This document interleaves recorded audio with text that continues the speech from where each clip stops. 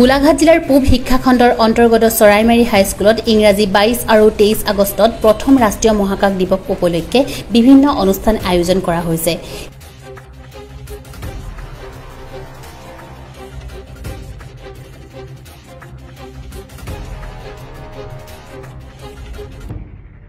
শিক্ষক ৰাজেশ খনালে আধৰা অনুষ্ঠানত বিজ্ঞান শিক্ষকদ্বয় কমে হৰেন্দ্ৰনাথ বৰা আৰু অচিন্ত মাধৱ শইকীয়াই চন্দ্ৰযান 3ৰ প্ৰতিচ্ছবি নিৰ্মাণ কৰি ছাত্ৰ-ছাত্ৰীসকলক উক্ত বিষয়ত তন্নতন্নকৈ জ্ঞান দিয়া হয়। বিদ্যালয়ৰ প্ৰধান শিক্ষক হুনেশ্বৰ শইকীয়াদেৱে ছাত্ৰ-ছাত্ৰীসকলক এই দিৱসত অংশগ্ৰহণ কৰাৰ কাৰণে আৰু শিক্ষকবৃন্দৰ সহযোগিতাৰ প্ৰশংসা কৰি কয় যে এই কাৰ্যৰ পৰা ছাত্ৰ-ছাত্ৰীসকলৰ মনত চন্দ্ৰযানৰ সফলতা স্মৰণ কৰাব। মহাকাশ দিৱসৰ প্ৰতি সংগতি ৰাখি শিক্ষয়িত্ৰী প্ৰতিমা বৰাৰ সঞ্চালনত কুইজ, বক্তৃতা আৰু চিত্ৰাংকন প্ৰতিযোগিতা অনুষ্ঠিত কৰি পুৰস্কাৰ বিতৰণ কৰা হয়।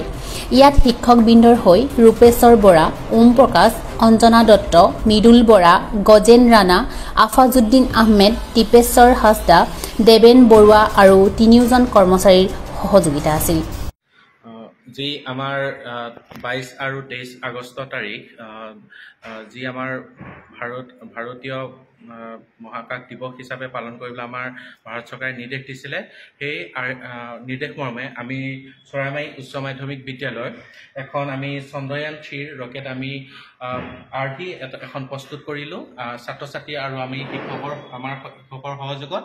আৰু এই দিৱসৰ উপলক্ষে 23 আগষ্ট দিনটোত আমি কিছুমান প্ৰতিযোগিতা অনুষ্ঠিত কৰিলোঁ আৰু এই প্ৰতিযোগিতাসমূহ বিশেষ ধৰণে চিত্ৰাংকন প্ৰতিযোগিতাত আমি ইয়াৰ ছেটেলাইট আৰু এই ৰকেটখন অংকন কৰিবলৈ দিছিলোঁ আৰু ইয়াত আমি কুইজ প্ৰতিযোগিতা অনুষ্ঠিত কৰিলোঁ আৰু বিশেষভাৱে আমি বক্তৃতা প্ৰতিযোগিতা অনুষ্ঠিত কৰিলোঁ আৰু প্ৰতিটো প্ৰতিযোগিতা বিশেষভাৱে আমাৰ বিজ্ঞান শিক্ষক হৰেন্দ্ৰনাথ বৰা ছাৰে আগবঢ়াই লৈ গৈছিল আৰু আমি এই দিৱসটো সকলো শিক্ষক শিক্ষয়িত্ৰী তথা আমাৰ ছাত্ৰ-ছাত্ৰীসকলে সফলৰূপে আমি অনুষ্ঠিত কৰিলোঁ। ধন্যবাদ।